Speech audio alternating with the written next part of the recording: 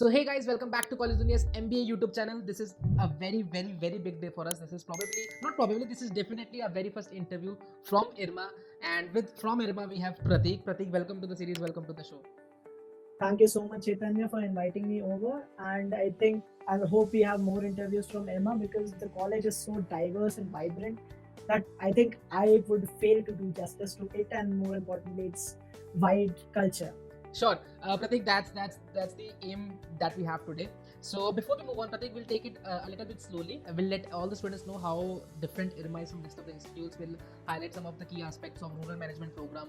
We'll dive into Prateek's profile, and there are a lot of things that we're going to cover in today's interview.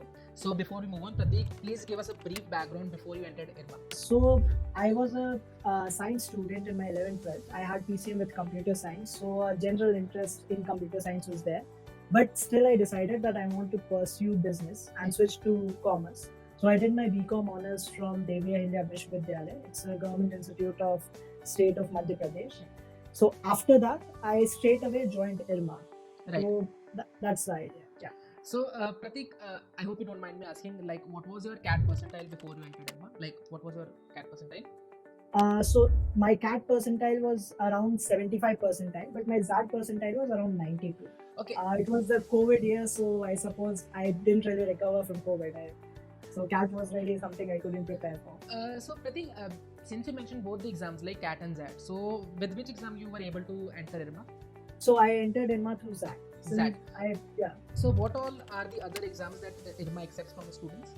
So in my year, they used to accept CAT and ZAT, but Okay. now they have also started accepting CMAT. So you have a more wider category of students who can enter in the college. Right. So Prateek, before we dive into IRMA's curriculum, just one last question regarding the entrance exams. So do you have any rough idea, like during your years, during your MBA years, what was a particular student who have the highest CAT percentile, and what about the percentile of the student that had the very lowest? So can you give us a range?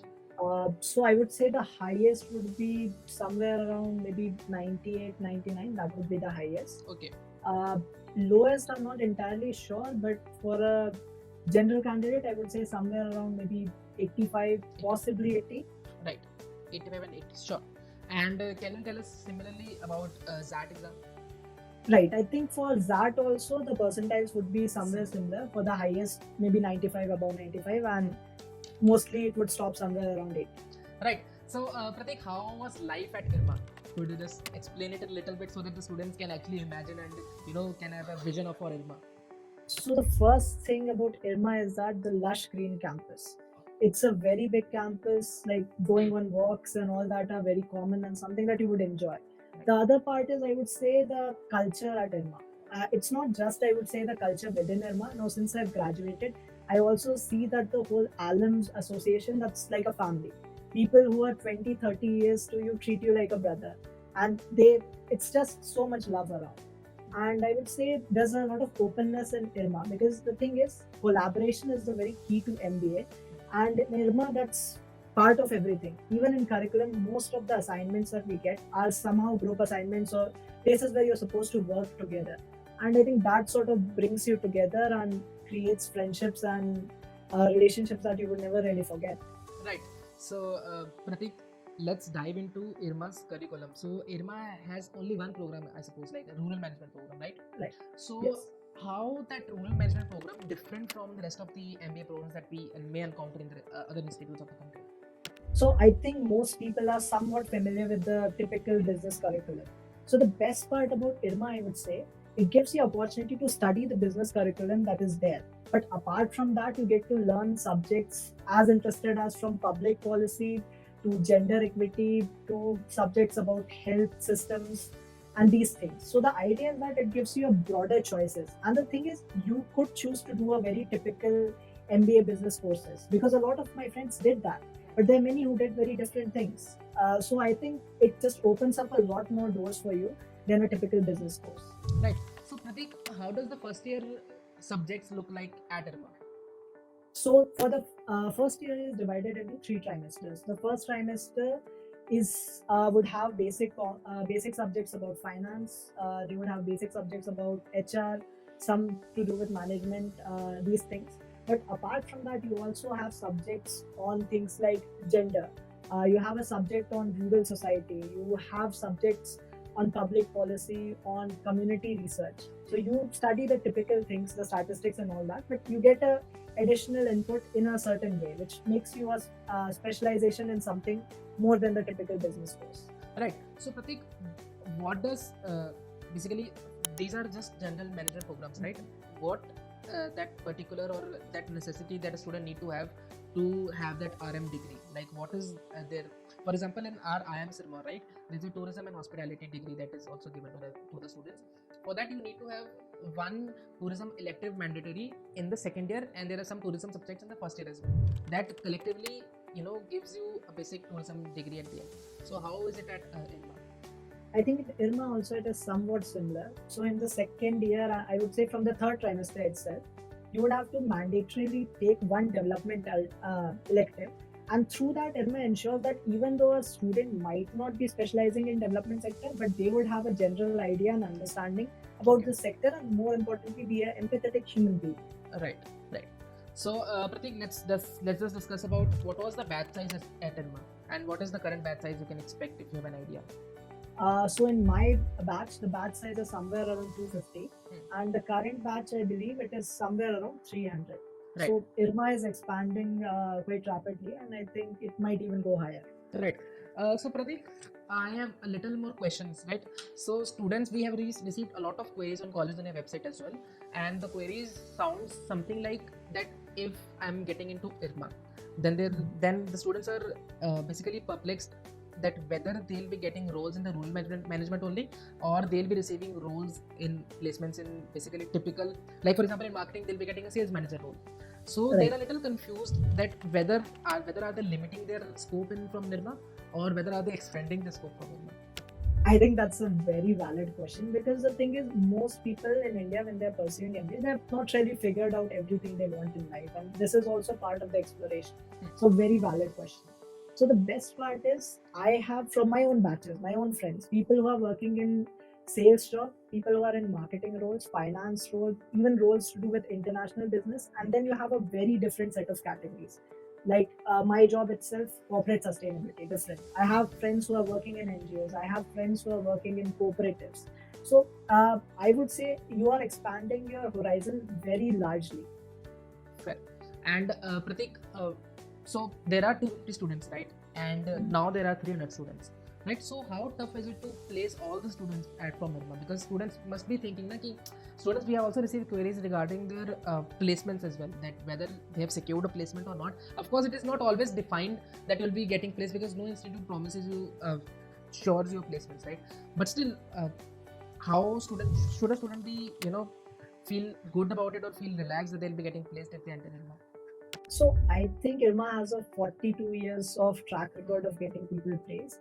And I think in terms of placement, the biggest part would be your alum association. And fortunately for us, that is very strong and active. So I think for IRMA, getting people placed is not really a problem. You have organizations like Amul that is practically run by IRMANs, and you have many more such organizations. You have Mother Dairy and such organizations. But apart from that, even in my organization, Tata Steel, you have many IRMANs. So I think in terms of placements, you need not be worried about that. I think the focus should more be on how you can take in more of the culture and the things that IRMA has to offer. Right. So, Prateek, I think you'll be the best candidate to answer this question, and that question is, what is the unique selling point for IRMA? I think the unique selling point for IRMA would be that it has something for everybody. Like, regardless of whether you want to go into marketing or whether you're just exploring, but you have something for everybody. You had clubs, committees that would be organizing different kinds of events. You had people you could talk to, professors who are passionate about fields that are very different. So I think for somebody who's exploring, or somebody even who has decided, it's a very good college, especially because it's not a mainstream course, so many people are not getting into at times. So that would give you an advantage of getting into a much better college than if you were to go to a mainstream college. And Prateek, so before you entered IRMA, what were your other converts apart from IRMA? So the other converts were ExaMB, TAPMI, and a few other colleges. But to be honest, my focus was more on IRMA because of the unique curriculum and such that. So as soon as I got IRMA, I joined in. So there was no real competition, at least for me. Right, but that's the point, right? Pratik, for example, XIMB in terms of placements, if we see, it is a little bit better or equally good well from IRMA, right? So why did you specifically choose IRMA over neglecting other aspects of other institutes? You're absolutely right. The thing is, you have very good institutes across India. But I think the advantage of IRMA, one is the alum base. 42 years for an MBA college is a long time. Right. The other part is the expansion of choices and the different curriculum you're studying. So that helps. And I would say there's also a third thing that, let's say, many people these days are considering getting a foreign education. Maybe it could be a PhD, it could be a second master's. These are things that people of our generation are really into. So for that, IRMA profile is great because these colleges are not really looking into people who have very typical roles. They are looking into people who have worked in public policy, who have done interesting projects. And I think IRMA really gives you an opportunity to do that. Right. And Pratik, if we are talking about admission only, so what was the admission process of IRMA? Like how many rounds were there, and what kind of rounds were there for IRMA? So since my admission was during the COVID year, so for us we had something called IRMASAT and the interview. Okay. But I think for the coming year, it would be GD would be there and an interview would be there. But I think IRMA's website would be better for this particular information. Right. Pratik, could you also highlight something about IRMASAT that you mentioned? So what is it, and what should a student expect from IRMASAT? So IRMASAT is basically to see the social consciousness of a student, what kind of awareness he keeps, and questions would range from about NGO to certain questions about general awareness and about certain political or economical concepts. But I think for the upcoming batch, IRMASAT might not be there, so you would have to check IRMA's admission policy once for that. Right. So Pratik, let's discuss your interview round. Right. So of course, interview round will be there for this batch also, right? Mhm. So what was your interview round like? What kind of questions were asked to you, and how different was it, and how was the overall experience? So I think the interview was an experience on its own, and I think that after the interview, I was pretty sure that this is the institute I want to go to, because questions ranged from my favorite author to where they were born, what kind of culture they grew up in, to questions about the caste system, to your business questions as well. So I think that's what got me to understand a bit about IRMA, and that fascinated me. Right. And so Pratik, how long was the interview, and how many panelists were there? Some idea? So for us, for me, the interview was somewhere around 10 minutes long, I would say, and there were two panelists. But I think if it is happening in an offline mode, the interview might go slightly longer. But I think it also depends on different candidates and the panelists, because I've heard people whose interview have gone till 15, 20, and for others 5 minutes as well. Right. And Pratik, there's this conception on the internet that IRMA means Amul. Like also you've mentioned that basically Amul is run by IRMA itself, right? So is it true? And if it is, what kind of roles it is expected? Like what kind of roles does Amul offer to the students of the institute? So I don't think IRMA means Amul. I mean, the opposite could still be said, because people in the higher management are from IRMA. Okay. So yes, that's one of the great organizations that you can be part of. But the reality is Amul does not even place, I would say, 10% of the students.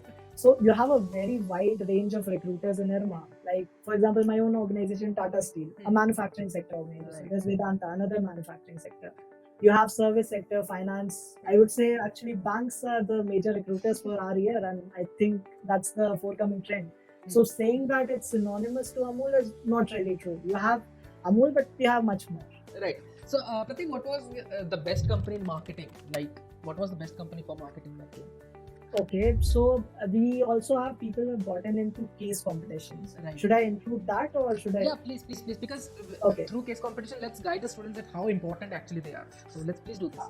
Yeah, so first of all, for case competition, one of the unique things is your institute must be considered to be eligible. Like Tata Steelathon, you just have around 30 colleges. IRMA happens to be one of them. So I would say Tata Steel and Flipkart are two of the best companies for marketing and sales roles.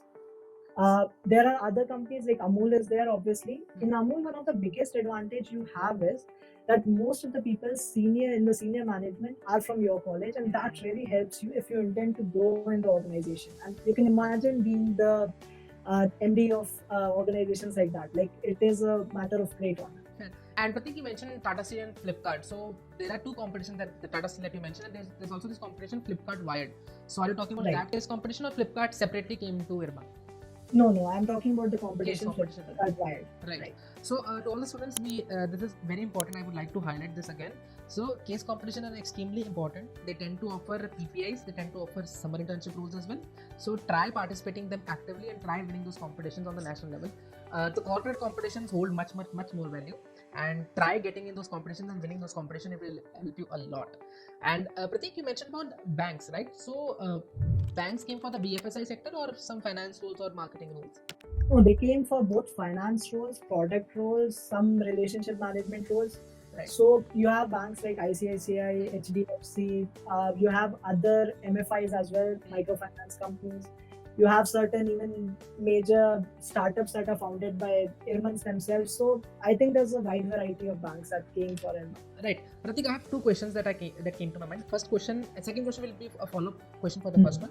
The first question is that what are some of the misconceptions that a student may have from the rural management program itself?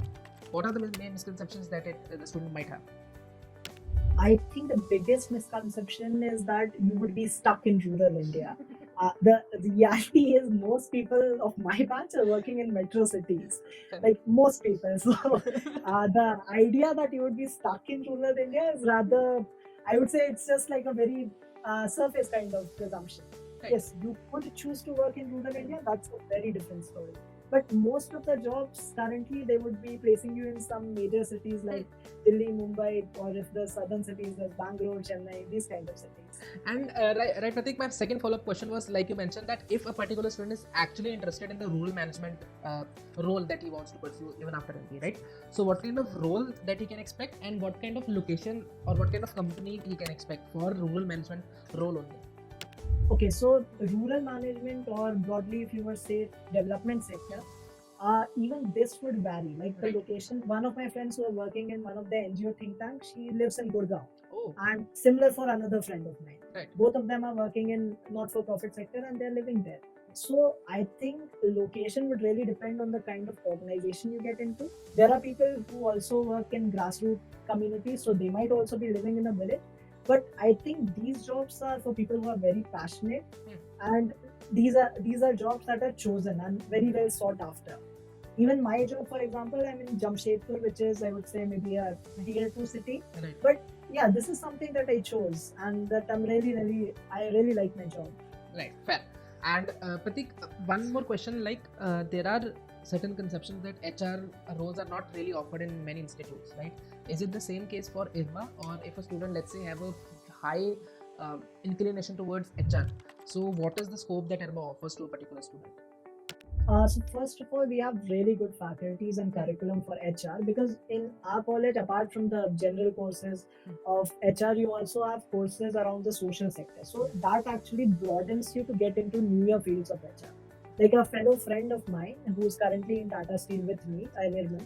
So he actually does a lot of work with diversity and inclusion department, which is coming up fast in the entire world. And I think though India is slightly behind in that matter, but you get roles like this. So I think though IRMA does not specialize in HR, but if you have a high level of inclination, you could really end up at a great. And Prateek, before we wind up, and any final words, any motivational words to all the students who are actually looking to enter IRMA, and just the stage is all yours, Prateek. Thank you, Chetanya. I think the idea is IRMA is a really good college, and you could learn so much here. You can make friendships and relationships that could last you for a lifetime. But the thing is, world is far bigger and there's so much out there. So whether you make it or don't make it, I think there's so much to explore. So I would just say best of luck for your journey, and things would happen if they are meant to happen. Right, perfect. And to all the students, if you are really looking forward towards the rural management program, then IRMA is the place. Do not go anywhere else. The kind of roles that IRMA has been offering, you have all heard right now. These are very different kind of roles. These are very interesting roles, to be very honest. And to Prateek, thank you so much for highlighting all these insights from IRMA, because I, as a person, I was not aware of these insights. If I was currently pursuing my CAT exam, I would have definitely considered IRMA because it sounds so interesting. And thank you so much, Prateek, for making them sound so much interesting. Thank you, Chetanya, and thank you, College Dunya, for really inviting me and giving me a stage to express my feelings about my college. Thank you. And to all the students, if you like this video, please share this video with all of your friends and spread knowledge, and subscribe to College MBA YouTube channel. Thank you so much. And Prateek, again, thank you so much for spending time at this time of the hour of the day. Sorry. Yeah, you're most welcome. You're most welcome. So yeah, sign off. Thank you.